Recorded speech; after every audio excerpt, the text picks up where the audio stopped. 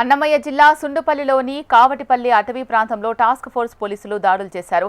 ఎర్రచందనం దుంగలను అక్రమంగా రవాణా చేస్తున్న స్మగ్లర్లను పట్టుకున్నారు. వారి వద్ద నుంచి 81,10,000 విలువ చేసే 26 ఎర్రచందనం దుంగలను స్వాధీనం చేసుకున్నారు. నిందితుల్లో ఒకరిని అరెస్ట్ చేయగా మరో 10 మంది పరారీలో ఉన్నట్లు తెలిపారు. పట్టుబడ్డ స్మగ్లర్ అండి గోవిందన్పై ఇదివరకే 4 ఎర్రచందనం కేసులు ఉన్నట్లు గుర్తించామని అడిషనల్ ఎస్పీ వెంకటాద్రి వివరించారు.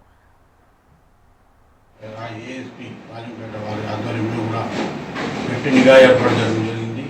అందులో భాగంగా ఈరోజు రాబడిన సమాచారం మేరకు ఈ ఆండి గోవిందన్ అనే అతన్ని అరెస్ట్ చేయడం జరిగింది.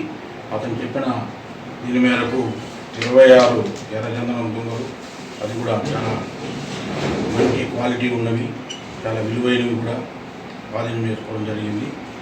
ఇంకా చాలామంది తప్పించుకొని పోవడం జరిగింది.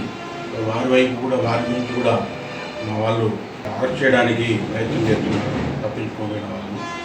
అలాగే ఇది చాలా అరుదైన ఎర్రచందనం, ప్రపంచంలో ఎక్కడ కూడా లేదు.